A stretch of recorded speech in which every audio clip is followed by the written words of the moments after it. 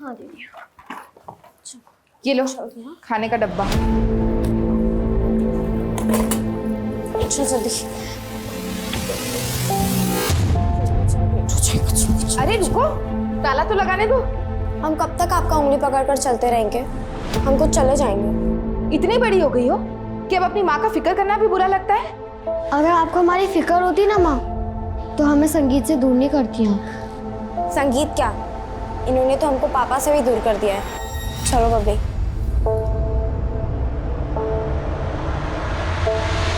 बच्चों के मन में जो बात घर कर जाती है ना मालती जी, उनको बदलना बहुत मुश्किल होता है। देखिए, आप हमारे घर के मामले में दखल अंदाजी मत कीजिए। हम तो सिर्फ इसलिए कह रहे थे कि हम भी एक पिता हैं, सोचा आपको सलाह दे दें। और ये रहा आपके दूध के पैकेट। आपका किराया कल हम आपको दे देंगे। सुनिए, चाय पियेंगे?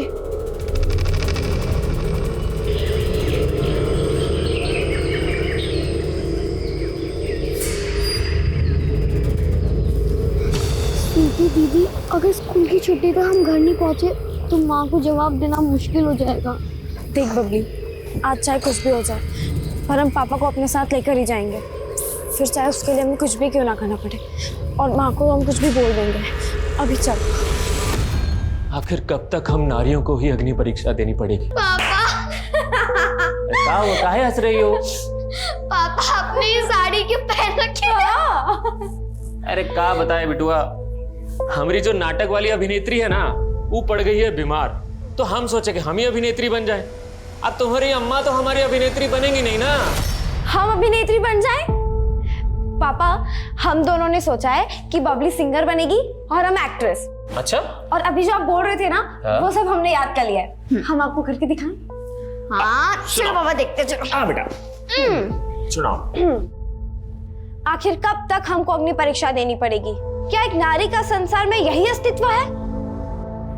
कैसा किया?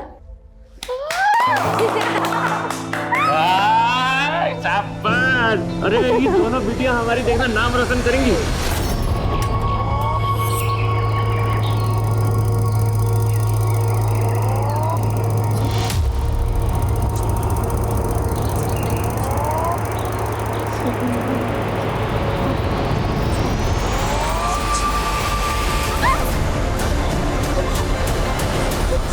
कौन हो तुम लोग? क्या करने आए हो यहाँ? ठीक से तलाशी ले इनकी। देख कोई कैमरा वैमरा तो नहीं लगा रखा है इन्होंने।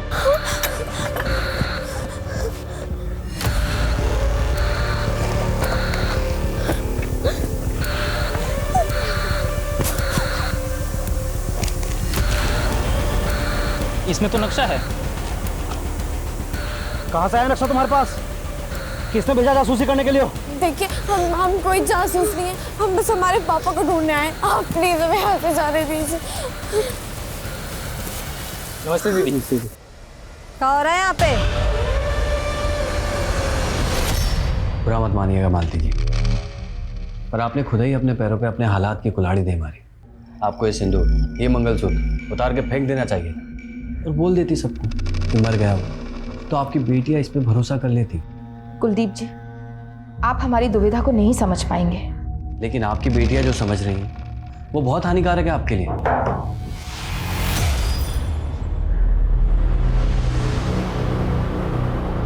अच्छा मैं चलता हूँ।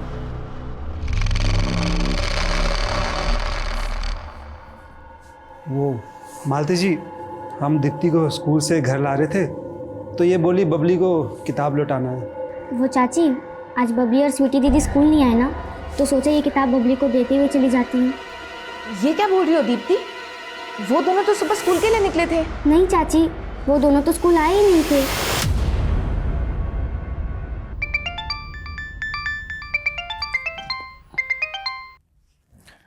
हाँ मालती दीदी।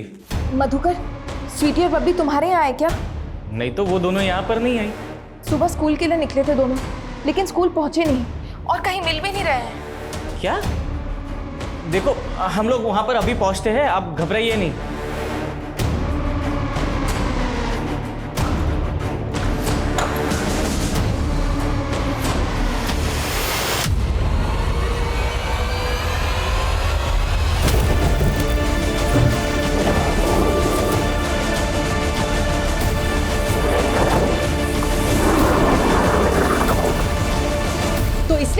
स्कूल छोड़ने से रोक रही थी? कहाँ गई थी? जल्दी बोलो वरना देंगे एक को। वो अम्मा, हम फुलवारी में तमाशा देखने गए थे। ये तमाशा का भूत नहीं उतरा अभी तक? हाँ, क्या मिल गए इस संगीत और तमाशा से तुमको और तुम्हारे पापा को? बस माँ, पापा को तो आप कोसेगा ही नहीं। हमको पता है कि आपने पापा को कितना तकलीफ दिया है। शुक्र मनाइए वो राजेंद्र आपकी जमीन छीन नहीं रहा, दाम दे रहा है उसके। वैसे भी वो बंजर जमीन किस काम की? बंजर है तो क्या हुआ? पुश्तैनी जमीन है हमारी, और पुश्तैनी जमीन माँ के समान होती है। तो तुम क्या कहती हो कि हम अपनी माँ को बेच दें? 2 बेटियों के बाप हैं आप, काहे खतरा मोल ले रहे हैं? अरे हम नहीं डरते किसी से। और एक बात बताओ, तुम उस राजेंद्र का काहे इतना पैरवी कर रही हो? हाँ। रुको, हम देखते हैं कौन आ गया। अरे अरे अरे कौन? अरे मालती! अरे छोड़े! अरे मालती! अरे तुम लोग हमको कहाँ लेके जा रहे हो भाई? छोड़ो हमको! छोड़ो!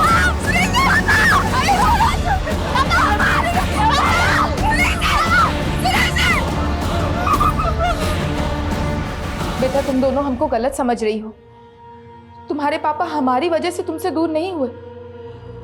और अगर तुमको ऐसा लगता है कि हमने तुमको संगीत से दूर कर दिया है, तो हम बदल जाते हैं। रुको रुको,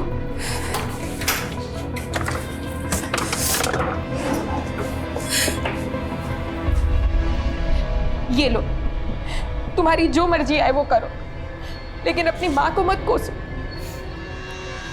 वैसे नाटक तो आप भी बहुत अच्छा कर लेती हो माँ। चल बबली।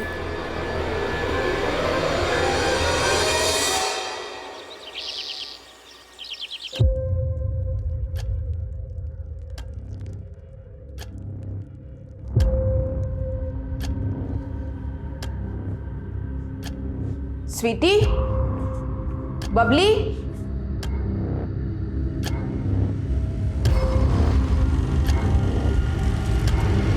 स्वीटी,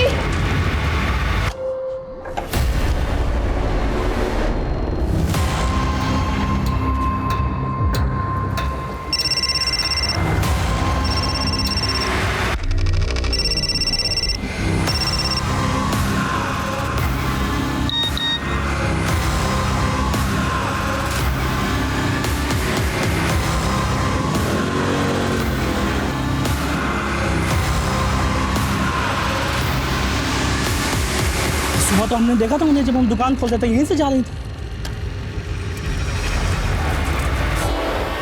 अबे, क्या? पीछे ले, पीछे ले। आग दिखा रही है अभी। वो जमींदार राजेंद्र जी के बेटे रतन का सर खोल दिया था बबली ने। वही गुस्से में गया था उनके पीछे।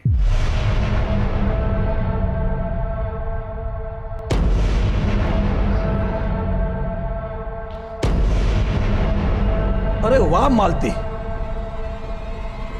रात में हम तुम्हारा ही सपना देखे, पर जब नींद से जगे तो हमरी तो जल गई। अरे साला, तुम वो किराएदार का खटिया पे। हमारी बेटियां कहाँ है? बेटियां? तुम साला नौटंकी वाले, तुम्हारा हर दिन का नया नौटंकी होता है। तेरे बेटे ने उठाया ना हमारी बेटियों को, कहाँ है वो? बस देख, हमरे बेटे रतन को बीच में मत घसीट। चल जा, जा ऐसे। हम जानते तू बहुत ताकतवर हो। 1.5 साल पहले हमारे पति को भी उठवा लिया था तुमने, तब हम कुछ नहीं कर सके, लेकिन हमारी बेटी हमें लौटा दो। तुम जो कहोगे, तुम्हें जो चाहिए, हम देने के लिए तैयार हैं। जो चाहिए देने के लिए तैयार हो। निकल, बच्चे लन करेंगे। तुम तो पीछे ही पड़ गई राजेंद्र के। 1.5 साल पहले भी तुम्हारे आरोप साबित नहीं हो पाए थे। ना तुम्हारे पास कोई सबूत था, ना कोई गवाह। लेकिन साहब, तो सोलंकी जी ने राजेंद्र के बेटे को हमारी बच्चों का पीछा करते हुए देखा है। आप उनसे पूछ लीजिए। राजेंद्र के बेटे रतन ने गायब किया हमारी बच्चियों को। हाँ बाबा, कहाँ है तू? ठीक है, हम बात करते हैं। क्या इंस्पेक्टर, अरे किस सोलंकी के बयान पर भरोसा कर लिया? अरे हमरे बेटे को नहीं, वो कमीना किसी और को देखा होगा। तो फिर आपका बेटा रतन कहाँ गायब है? अरे गायब नहीं है, शहर गया है। उसका इस केस से कुछ लेना देना नहीं है। तुम फिर उस गलत औरत का बात पर भरोसा कर लिए। तुम उसके गेम को समझ नहीं पा रहे हो। गेम? कैसा गेम? 2 महीना पहले वो एक किराएदार रखे थे दुनिया की नजरों में धूल झोंकने के लिए। असल में वो किराएदार उसका प्रेमी है। अब उसके लिए पहले वो अपने पति को गायब की और अब अपनी बेटियों को। अब तुमको हमारे बात पर भरोसा नहीं है ना, तो जाके पूछ लो पड़ोसियों से कि उनके बीच में क्या चल रहा है।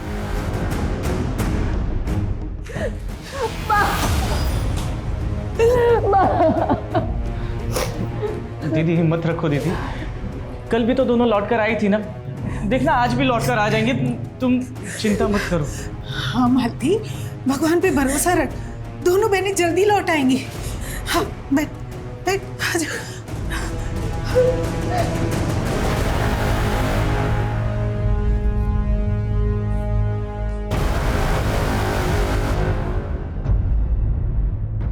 हम तुमसे प्यार करने लगे हैं बबली, लेकिन तुम्हारे सामने बोलने की हिम्मत नहीं होती।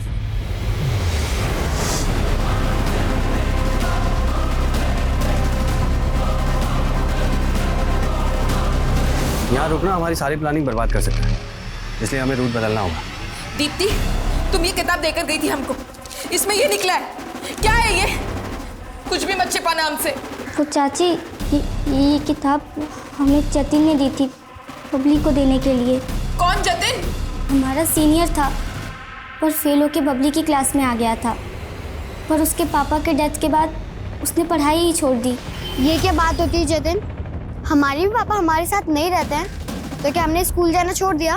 लेकिन बबली, अब हमें अपने पापा का गैरेज संभालना होगा, और अगर हम स्कूल आएंगे तो कमा नहीं पाएंगे, और अगर कमा नहीं पाएंगे तो पापा के इलाज के लिए कर्जा कैसे चुकाएंगे बताओ? सब हो जाएगा। तुम स्कूल नहीं आ सकते तो क्या हुआ, ओपन से पढ़ लेना, हम तुम्हारी मदद कर देंगे, ठीक है? बबली उसको पढ़ाने उसको दुकान पे जाती थी, वहीं उसकी एक किताब छूट गई थी जो जतिन ने हमको दी थी। सब यही उस जतिन का घर है साहब, कल से यहाँ ताला लगा हुआ है। इसका दुकान, इसका फोन दोनों बंद है। ये जतिन के फैमिली में और कौन कौन रहता है? पिता थे जो गुजर गए। साहब, हमको जतिन पर भी शक हो रहा है, तभी तो ये गायब है।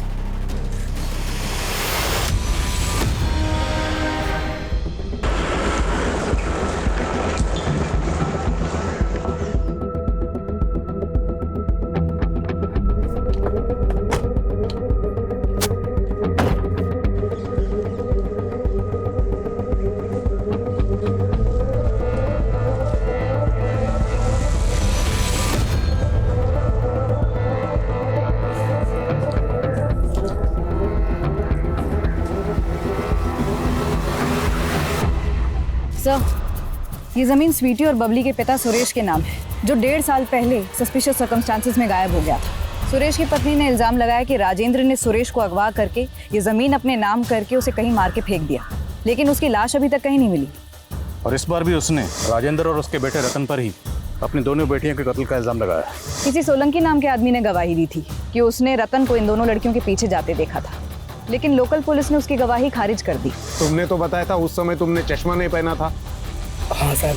लोकल पुलिस मान रही थी कि वो रतन की बजाय कोई और भी हो सकता है, लेकिन रतन कहाँ गायब है ये अभी तक लोकल पुलिस पता नहीं लगा पाई, और ना ही उस जतिन को ढूंढ पाई है जिसका लव लेटर बबली की नोटबुक में मिला था। दोनों को ढूंढने में लग जाओ, तब तक मैं जरा इस राजेंद्र से मिलता हूँ। एंटीसिपेटरी बेल लेकर आप गिरफ्तारी से तो बच गए, पर पूछताछ से नहीं बच पाएंगे। पूछिए जो भी पूछना है, ताकि सच्चाई बाहर निकले। हमको भी तो पता चले कि कौन हमको फंसाना चाहता है। अगर आप वाकई चाहते हैं कि सच्चाई बाहर निकले तो अपने बेटे को बाहर निकालिए। क्यों छुपा रखा उसे? छुपाया नहीं है साहब, उसको किसी ने गायब किया है केस को उलझाने के लिए। गायब तो 1.5 साल पहले बबली और स्वीटी के फादर सुरेश को भी किया गया था, तब भी उसका इल्जाम उसकी बीवी मालती ने आप पर लगाया था। साहब तब भी वो झूठ बोली थी हमको फंसाने के लिए। साहब हमको पूरा यकीन है, वो नीली कलर की गाड़ी इन्हीं की थी, यही उठाए थे सुरेश जी को।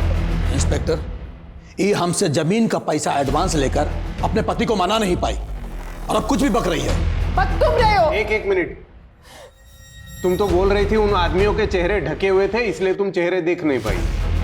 फिर वो राजेंद्र और उनका बेटा ही था, ये दावा तुम कैसे कर सकती हो?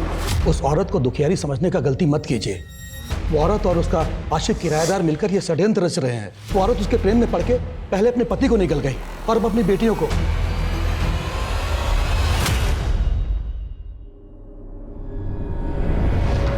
अगर आपको हमारी फिक्र होती ना माँ, तो हमें संगीत से दूर नहीं करती हैं। संगीत क्या, इन्होंने तो हमको पापा से भी दूर कर दिया है।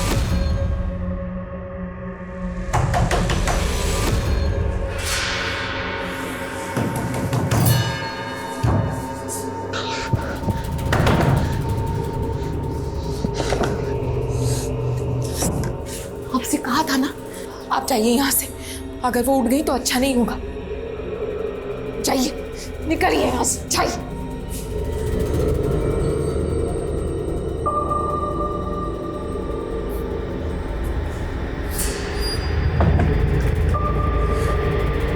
कौन था वो? चुप क्यों आप? बोलिए। मालती, बिटिया अब कुछ नहीं रखा यहाँ, तो हमारे साथ चल।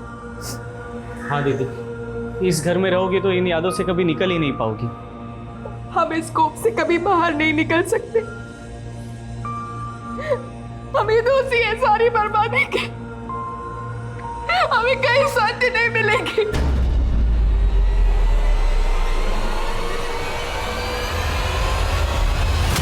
कि जतिन और रतन के सीडीआर देखकर तो नहीं लगता कि ये दोनों टच में होंगे। और लोकल पुलिस ने बताया कि स्वीटी और बबली के पास कोई फ़ोन नहीं था।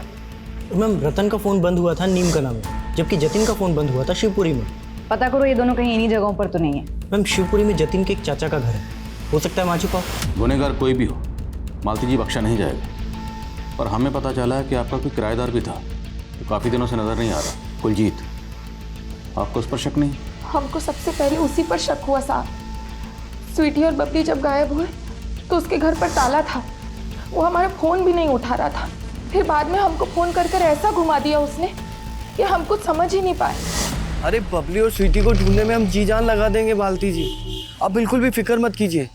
और हमारा ऊपर तक पहचान है, डीआईजी साहब को भी फ़ोन घुमा दिया है हमने। लेकिन आप है कहाँ? हम किसी काम से कानपुर आ गए थे, हम जल्दी आके मिलते हैं ना आपसे। उसके बाद से उसका कोई अता पता नहीं साहब। उसका फ़ोन भी बंद आ रहा है। अच्छा कुलजीत रहने वाला कहाँ का?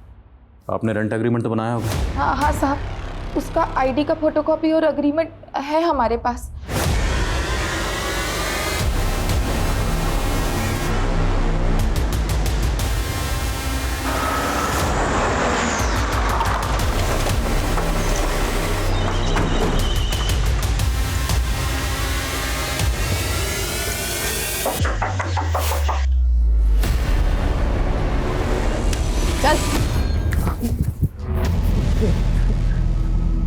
सर हम बबली को क्यों मारेंगे? हम प्यार करते थे उससे, और स्वीटी के साथ भी हमारा कोई दुश्मन ही नहीं था। तुमने दीप्ति के हाथों बबली के लिए जो लव लेटर भेजा था, उसमें तुमने लिखा था कि वो तुमसे आकर मिले। क्या उस शाम को बबली तुमसे मिलने आई थी? हाँ सर, हम उसी दिन शाम में उससे मिले थे। हाय जतिन। हमने सोचा था शायद तुम नहीं क्यों आओगी। नहीं आएंगे हम? आखिर तुम्हें ओपन से पढ़ना है और हमें तुम्हें ट्यूशन भी तो देनी है। वो बबली, दीप्ति ने तुम्हें जो बुक दी थी उसमें हमारा नोट था, तुम्हें मिला? कैसा नोट?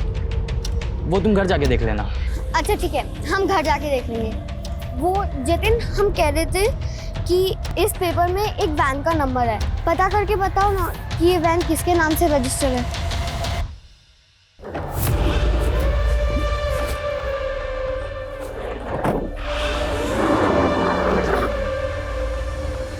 सर फिर हमें बबली ने बताया कि 1.5 साल पहले उसके पापा को जिस वैन में किडनैप किया गया था, उसे लग रहा था कि वो उसी वैन का नंबर है। तो 1.5 साल पहले बबली ने जो नंबर देखा था, वो नंबर उसे याद रहा? नहीं सर, वो बोली उसने उसी दिन बिल्कुल वैसा ही एक वैन देखा था। सर उसने उसका नंबर नोट कर लिया था, बट उसके बाद हमने पूछा तो वो कुछ नहीं बताई सर। उसके बाद फिर पता चला दोनों बहनें किडनैप हो चुकी है। और सर उस वक्त मैं अपने चाचा के घर था, तो मैं उस लव लेटर की वजह से डर गया था सर, इसलिए मैं वापस नहीं आया। बबली ने तो जो नंबर दिया था वैन का, वो नंबर बोल। ये नंबर तो फेक है सर। आरटीओ में इस नंबर का कोई व्हीकल रजिस्टर्ड ही नहीं है। जतिन के बयान के मुताबिक बबली ने नंबर हाल फिलहाल में इसलिए नोट किया था क्योंकि उसे लगता है कि 1.5 साल पहले उसके फादर को इसी वैन में ले जाया गया और ये नंबर फेक है। और ताज्जुब की बात यह है कि बबली को 1.5 साल बाद भी ये नंबर याद है। ताज्जुब की बात तो ये भी है सर कि मालती को इसके बारे में कुछ पता ही नहीं है।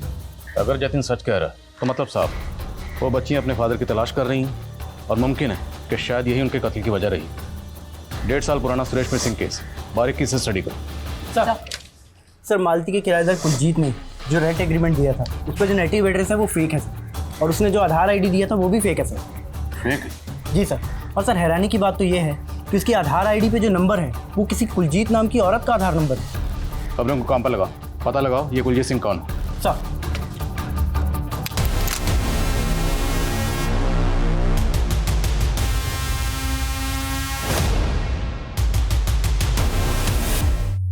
तो तू है सोलंकी जिसने उस आदमी को मालती का घर किराए पर दिलवाया था? हाँ साहब, लेकिन हमें नहीं पता था कि वो इतना बड़ा बंडलबाज निकलेगा।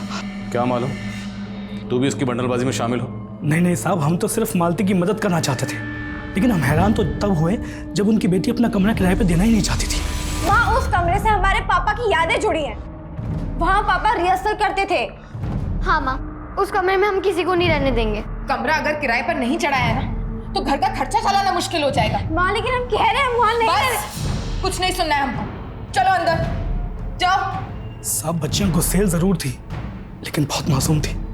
साहब वो रतन के बारे में तो मैंने तुमसे कुछ पूछा ही नहीं। रतन के खिलाफ बयान देने के लिए तुझे किसी ने पैसे दिए? नहीं साहब, ऐसी कोई बात नहीं है। हमारी आंखें जरूर कमजोर हैं, मगर उस दिन हमने रतन की आवाज़ अच्छे से सुनी थी। बहुत गंद बक रहा था बच्चों के बारे में। हमने कुछ नहीं किया साहब, हमें छोड़ दो।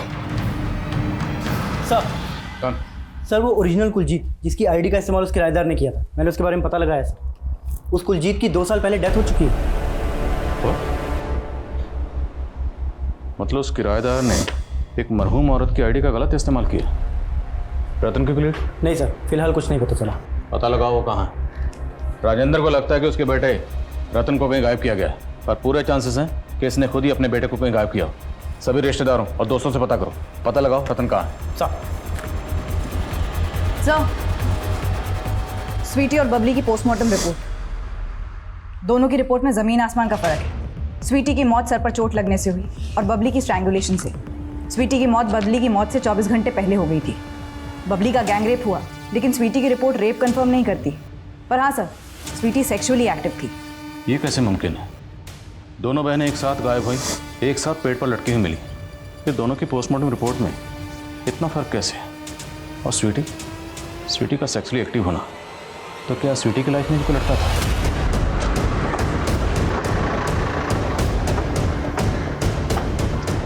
नहीं साहब, हमारी बेटियां ऐसी नहीं थी।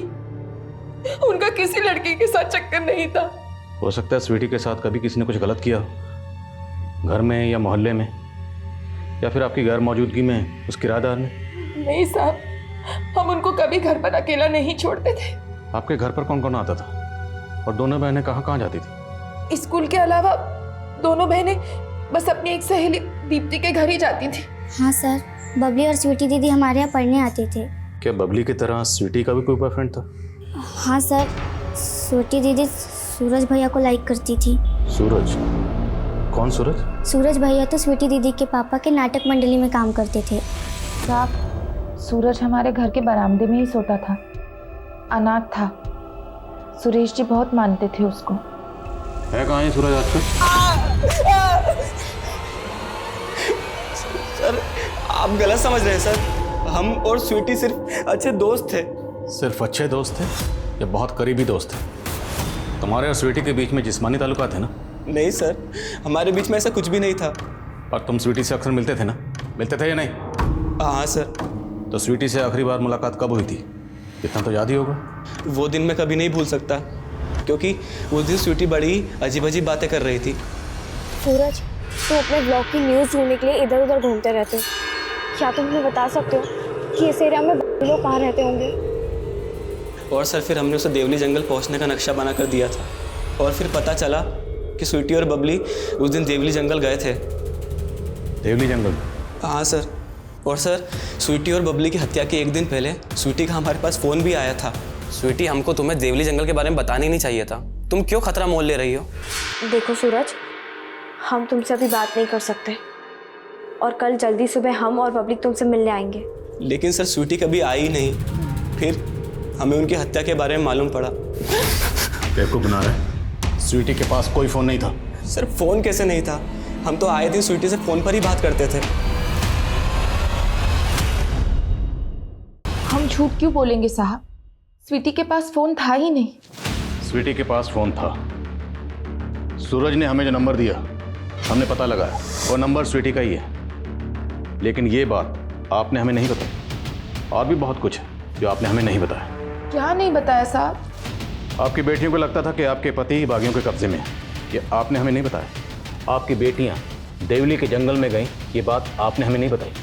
और बबली ने रिसेंटली एक वैन का नंबर नोट किया था जो कि फेक था, लेकिन ये बात आपने हमें नहीं बताई। और सबसे अहम बात, स्वीटी के पास फोन था, ये आपको कैसे नहीं पता था?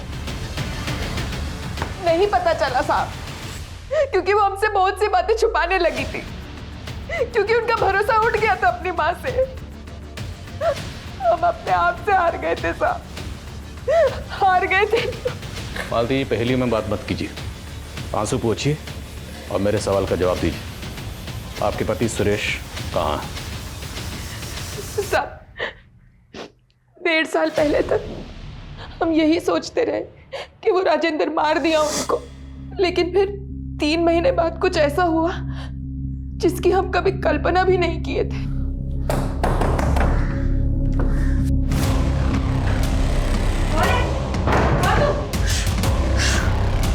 आप? बबली और स्वीटी कहाँ है? वो तो अपनी नानी के घर है। आप जिंदा हैं? हाँ, हम जिंदा हैं। वो राजेंद्र तो हमको मार नहीं दिया था, अरे हमसे हमारा पुश्तैनी जमीन तक हड़प लिया, हमसे जबरदस्ती कागज पे अंगूठा लगवा लिया। हमको मार नहीं वाला था, हम तो बस कैसे भी करके बच के भाग गए वहां से। लेकिन अब 3 महीने तक थे कहाँ? प्रतिशोध पाल रहे थे।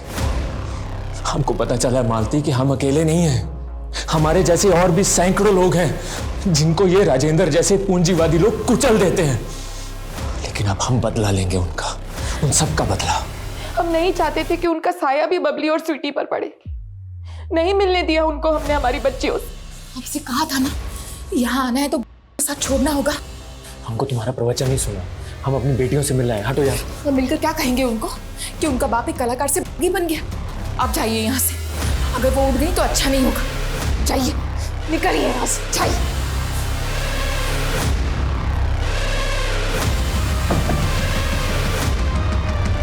कौन था वो? चुप क्यों आप? बोलिए।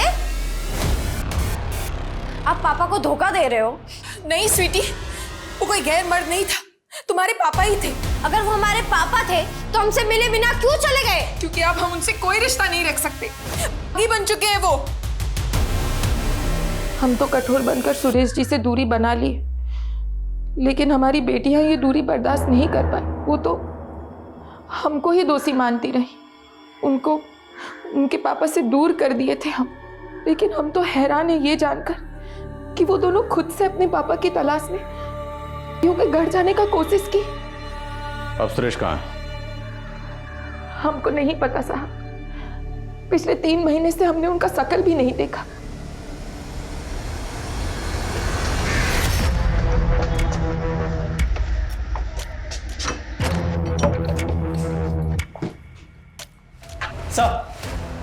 सर, हमारे एक खबरी ने अभी भी एक इन्फॉर्मेशन दी है। इसे एक प्रॉपर्टी एजेंट मिला है जिसने उस किराएदार को जनकपुरी में भी एक घर किराए पे दिलवाया। Sir, we are very close. हमारा मिशन जल्दी ही सक्सेसफुल हो जाएगा।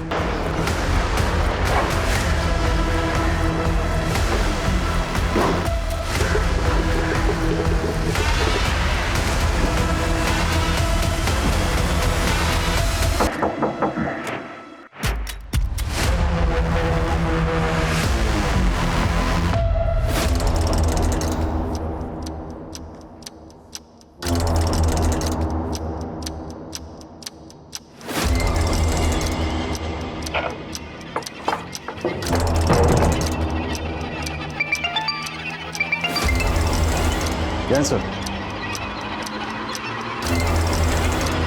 ओके सर, हो जा।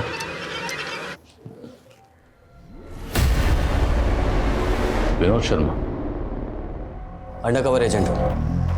6 महीने पहले हमारे सीनियर ऑफिसर अमोद सिंह की कार ब्लास्ट में इस सुरेश का हाथ था। सुरेश को पकड़ना हमारा मिशन है। मुझे इन्फॉर्मेशन मिली कि सुरेश अक्सर अपनी बीवी से मिलने आया करता है, इसलिए किराएदार बन के मैं वहाँ रहने चला गया। मैंने सोचा उसकी बीवी के जरिए सुरेश के बारे में इन्फॉर्मेशन निकालने की कोशिश करूँ, लेकिन अचानक से उसकी बेटियाँ गायब हो गई। अगर मैं वहाँ रुकता तो लोकल पुलिस मुझे भी इन्वेस्टिगेट करती और ये मेरे मिशन के लिए सही नहीं था, इसलिए मुझे वहाँ से निकलना पड़ा। लेकिन आपके वहाँ रहते हुए सुरेश की बेटियों को किसने किडनैप किया और फिर उनका कत्ल कर दिया? कोई गेस किसने किया होगा? ये तो मुझे भी नहीं समझ में आया, बट हाँ, मुझे एक इन्फॉर्मेशन मिली है कि सुरेश राजेंद्र पे अटैक करने की प्लानिंग कर रहा है। शायद उसको लगता है कि ये सारा कांड राजेंद्र ने किया है, और हम भी यही चाहते हैं कि सुरेश ये अटैक अटेम्प्ट करे ताकि हमें उसे पकड़ने का मौका मिल जाए।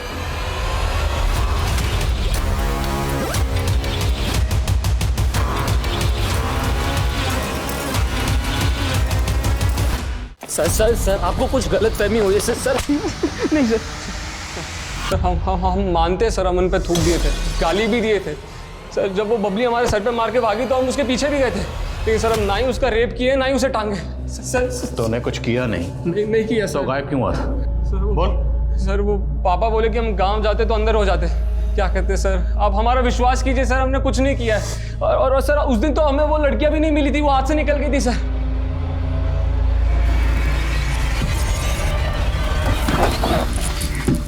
मैडम वो लड़कियां यहाँ मुड़ गई थी और हम सीधे चले गए थे। उसके बाद क्या हुआ हमें नहीं मालूम।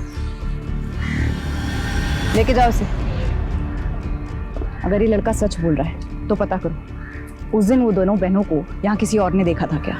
शायद इससे पता चला कि वो दोनों बहनें यहाँ से कहाँ गई थी। ओके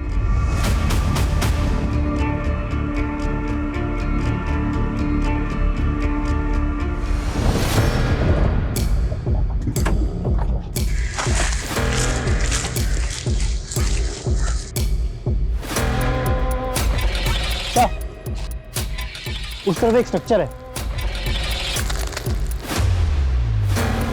चेक करो सब्जेक्ट।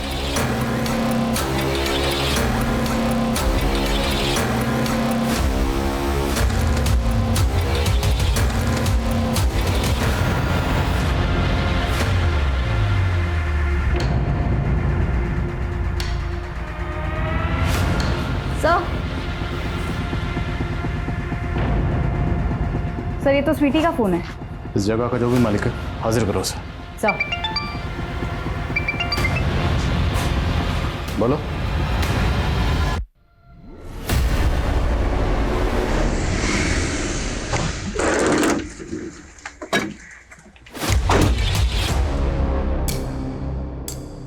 दस मिनट में राजेंद्र आने ही वाला है।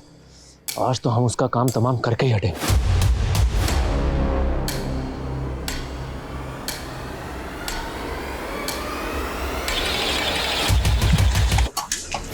Crime branch. वो राजेंद्र हमारा जिंदगी बर्बाद कर दिया और जबरदस्ती हमारी पुश्तैनी जमीन भी हड़प ली। हम सीधा के पास गए। सब हमारा नाटक मंडली था। हम कभी कभी उनको नाटक दिखाने जाया करते थे, इसलिए हमारा उनसे पहचान था। और जब उनको पूरा बात बताया तो उन्होंने हमारी मदद की, हमको अपने साथ में ही रख लिया साहब। 3 महीने से तुम अपनी बीवी और बच्चियों से मिलने क्यों नहीं आए? साहब क्योंकि सरदार जी की बेटी रजनी हमको पसंद करती थी, हमारी कला की मुरीद थी, तो साहब हम उससे शादी कर लिए। लेकिन साहब हम अपनी बेटियों को मिले बगैर रह ही नहीं पाते थे। उस दिन सुरेश की बेटियां वहाँ आई थी और वो उसे मिलने की जिद करने लगी। अब बता कौन है तुम्हारा बाप? हमारे पापा का नाम सुरेश है, वो भी आप लोग तरफ नहीं है। उस वक्त सुरेश नहीं था वहाँ पे। उसकी बेटियाँ ज़ोर ज़ोर से रो रो के बताने लगी कि कोई आदमी रोज़ रोज़ उनके साथ ज़बरदस्ती करता है। कौन ज़बरदस्ती करता था? उसका नाम नहीं बताया उन्होंने, बोले कि अपने पापा को ही बताएंगी। फिर हमने उनको ये बोल के भेज दिया कि उसके पापा उनसे मिलने आ जाएंगे, लेकिन ये बात फिर मैंने सुरेश को नहीं बताई। मुझे लगा कि कहीं सुरेश वापस अपनी बेटियों और पहली बीवी के पास वापस ना चला जाए, इसलिए मैंने उसे कुछ नहीं बताया। फिर एक दिन हमने अखबार में पढ़ा कि हमारी और आखिरकार रजनी ने हमको सब सच बताया कि हमारी बिटिया वहां आई थी मदद मांगने के लिए, लेकिन हम कुछ नहीं कर पाए साहब, हम कुछ नहीं कर पाए साहब। हमको तो लगता है कि राजेंद्र और उसका बेटा ही हमारी बेटियों का शोषण किया होगा। हमको पूरा यकीन है साहब कि उन दोनों ने हमारी बेटियों का कत्ल किया होगा साहब। उन दोनों ने नहीं मारा, बबली और स्वीटी के कातिल को ढूंढ लिया हमने। सर, पूछताछ में पता चला था कि स्वीटी और बबली यहाँ कुएं के पास देखी गई थी हत्या वाले दिन। वो यहाँ से आया जाया करती थी। ये भी पता चला कि कुएं के मालिकों से उनका अक्सर झगड़ा होता था। वो बिरादरी की लड़कियाँ आए दिन हमारे कुएं के सामने से गुजर के हमारे ज़मीन को कर देती थी, और साहब उस दिन तो हद ही हो गया। हमारा ही कुआं मिला तुम्हें, कर दिया। आखिर समझ के क्या रखा है तुमने हमको? हम भी इंसान हैं। फिर हमने उस बबली को अच्छे से सबक सिखाया और फिर उनकी बॉडी ले जाके उन्हीं के बाप की ज़मीन में टांग दिया। हम सोचे उनकी लाश वहाँ मिलेगी तो राजेंद्र और उसका बेटा रतन ही फंसेगा। तुम दोनों का सिर्फ इतना मकसद नहीं था। स्वीटी के मोबाइल में हमें एक वीडियो मिला। वो वीडियो किसके कहने पर बना? वो वीडियो किसके कहने पर बनाया?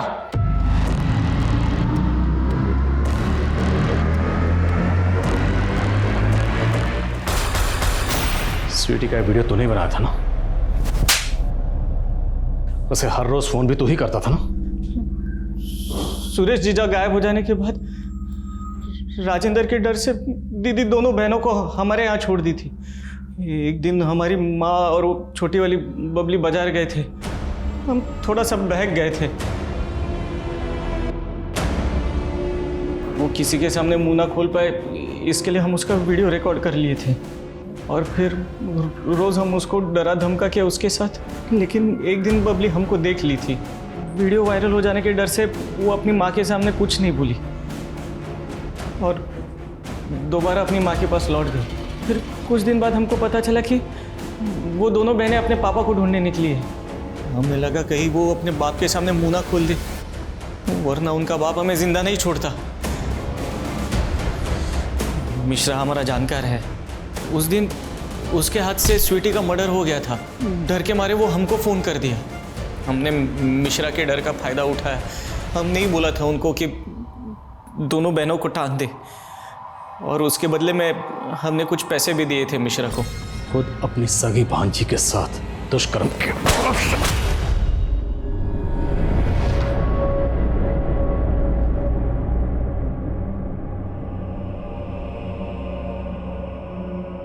मालती और सुरेश की दूरी ने उनकी बेटियों को उनसे इतना दूर कर दिया जहां से वापस आने की कोई गुंजाइश नहीं थी। मालती अपने आप को जिंदगी भर कोसेगी कि उसकी परवरिश में ऐसी क्या कमी रह गई थी कि उसकी बेटियों ने अपनी आपबीती का जिक्र तक नहीं किया उससे। और सुरेश को हमेशा इस बात का पश्चाताप होगा कि वो अपनी बेटियों के साथ क्यों नहीं था जब उनका मामा उनके साथ ज्यादतियां कर रहा था। हम अक्सर अपने बच्चों को बाहरी दुनिया से सतर्क रहने के लिए कहते हैं, लेकिन कभी अपनों पर ध्यान नहीं देते, अपनों पर शक नहीं करते। एक अच्छी परवरिश कभी बेटे और बेटी में फर्क नहीं करती। आज एक बहुत बड़ा वर्ग है जो अपनी बेटियों को पढ़ा रहा है, बढ़ा रहा है। बहुत जरूरी कि हम अपने बेटों को भी समझाएं, उन्हें सिखाएं कि लड़कियों की इज्जत बहुत जरूरी है। तभी जाकर मधुकर जैसी मानसिकताएं हमारे समाज से हटेंगी। तो चलिए अब मैं दिव्यांका त्रिपाठी दहिया लेती हूँ आपसे विदा। फिर मिलूंगी एक नए सच्चे एपिसोड के साथ। तब तक देखते रहिए क्राइम पेट्रोल, सतर्क, विमेन अगेंस्ट क्राइम। एक औरत पर वार, अब हर औरत का भार। जय हिंद।